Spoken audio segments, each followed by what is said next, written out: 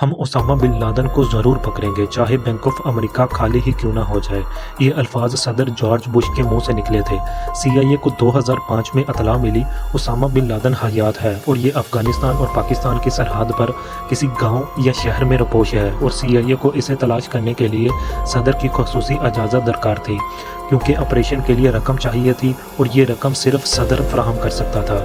इसीलिए CIA का chief सदर के पास चला गया। सदर बुश ने पूछा, ऑपरेशन के लिए कितनी रकम दरकार है? चीफ ने जवाब दिया, हम कुछ कह नहीं सकते। सदर ने पूछा, और वक्त कितना चाहिए? इसका जवाब फिर वही था, हम कुछ कह नहीं सकते। साल भी लग सकते हैं और 2 दहाइयाँ भी। सदर ने लंबी सांस ली और कहा, डन, तुम ओसामा बिन लादेन की तलाश शुरू करो, हम इसे ज़रूर पकड़ेंगे, चाहे पूरा बैंक ऑफ अमेरिका खाली ही क्यों ना हो जाए। और यूँ CIA ने अगले ही दिन काम शुरू कर दिया। जॉर्ज बुश 2009 तक सदर रहा। अगले 4 साल सदर ने ऑपरेशन नहीं रुकने दिया। इस पर अरबों डॉलर खर्च हुए। सदर ये रकम खुसूसी इख्तियारात के तहत जारी करता रहा। जॉर्ज बुश के बाद बराक हुसैन ओबामा सदर बन गए। जॉर्ज बुश ने ओसामा बिन लादेन की फ़ाइल उनके हवाले की और वाइट हाउस से रुखसत हो गए। सदर ओबामा ने बाज़ा तस्लीम किया, मैंने कई बार सोचा मैं ये ऑपरेशन बंद करा देता हूँ, मुझे ये लाहासिल महसूस होता था। हम 2011 के शुरू तक 1 इंच भी आगे नहीं बढ़े थे, लेकिन मुझे हर बार जॉर्ज बुश का यकीन और कन्विक्शन रोक लेती थी। बहरहाल ये सिलसिला चलता रहा, यहाँ तक कि CIA मार्च 2011 तक ओसामा बिन लादेन के ठिकाने तक भी पहुँच गई और उसने उसकी वहाँ मौजूदगी की तस्दीक भी कर ली। किस्सा मुख्तसर, अमेरिका ने 2 मई 2011 की दरमियानी रात एबटाबाद में ऑपरेशन किया। ओसामा बिन लादेन को कत्ल किया और उसकी मैयत अफगानिस्तान ले गया। ऑपरेशन की तकमील के बाद सदर ओबामा ने जॉर्ज W बुश को फ़ोन किया।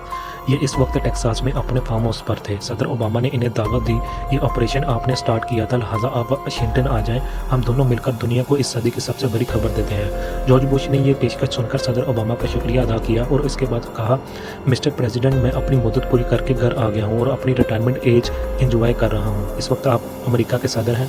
आप जाने, ओसामा बिन लादेन जाने, CIA जाने और मीडिया जाने, आप मेरी तरफ से माजरत कबूल कर लें।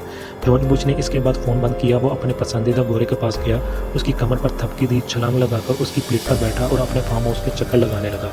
सदर जॉर्ज बुश की तरह दुनिया भर के हुक्मरान अपनी मुद्दत हुक्मरानी के बाद प्राइवेट लाइफ को एंजॉय करते हैं। बिल क्लिंटन यूनिवर्सिटियों में लेक्चर देता है और गोल्फ खेलता है। आपने इसे कभी लाइफ टाइम में नहीं देखा होगा। जिमी कार्टर 98 वर्ष की उम्र में अपने गांव के चर्च में लेक्चर देता है। सदर ओबामा किताबें लिख रहे हैं और नेटफ्लिक्स के साथ मिलकर फिल्में, सीरीज़, डॉक्यूमेंट्रीज और फीचर फिल्म्स बना रहे हैं। बरतानिया में जॉन मेजर रिटायरमेंट के बाद लॉर्ड्स के स्टेडियम में क्रिकेट मैच देखा करते थे। मार्गरेट थिएटर 11 साल बरतानिया के वज़ीर-ए-आज़म रहने के बाद सारा दिन किताबें पढ़ती थी और अपनी बतखों को दाना डालती थी। सदर याक शिराक 12 वर्ष फ्रांस का सदर रहा। ये रिटायरमेंट के बाद छोटे छोटे टाउन्स और देहात की सैर किया करता था। मनमोहन सिंह भारत का 10 साल वज़ीर-ए-आज़म रहा। ये इसके बाद गुरुद्वारों के फर्श धोता था, यात्रियों के जूते साफ करता था और अपने पोते पोतियों और नवासियों के साथ खेलता था। अटल बिहारी वाजपेयी 6 साल वज़ीर-ए-आज़म रहने के बाद किताबें पढ़ता और लता मंगेशकर के गाने सुनता था। वो भजन भी गाता था और बुरे दोस्तों के साथ गप भी लगाता था।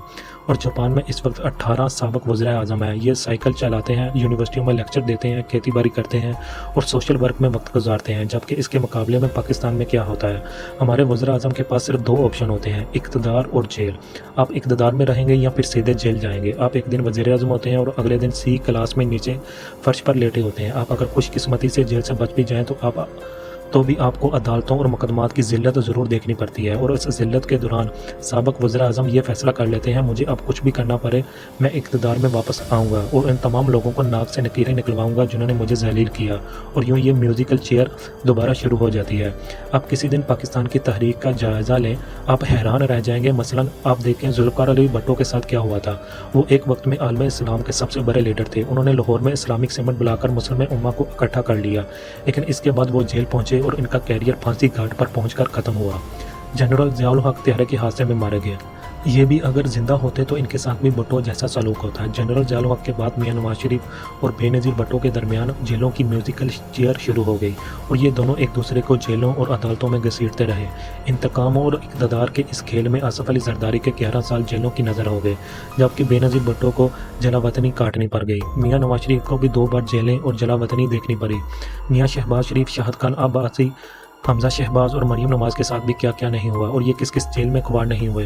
इमरान खान आज कहाँ है? वो अटक जेल के 11 बाई 10 फुट के उस सेल में है जहाँ बेड है और ना ही AC और उन्हें घर के खाने की सहूलत तक दस्तयाब नहीं। सेल में गर्मी भी है और हबस भी, लाइट भी बार बार बंद हो जाती है اور ٹوٹی میں پانی بھی نہیں آتا۔ سیل میں اوپن واش روم ہے، شاور بھی نہیں، کھانے میں دال روٹی ملتی ہے اور جاگنگ اور واک کی سہولت بھی نہیں۔ سیل میں دن بھر مکھیاں بنبناتی رہتی ہیں اور رات کے وقت کیڑے اور کاکروچ رینگتے لگتے ہیں۔ کپتان کے پاس جائے نماز تک بچھانے کی جگہ نہیں۔ کیا ہمارے وزراء اعظم بھی دنیا کے دوسرے حکمرانوں کی طرح عزت کے ساتھ ریٹائر نہیں ہو سکتے؟ اور کیا یہ بھی اقتدار کے بعد آرام سے زندگی نہیں گزار سکتے؟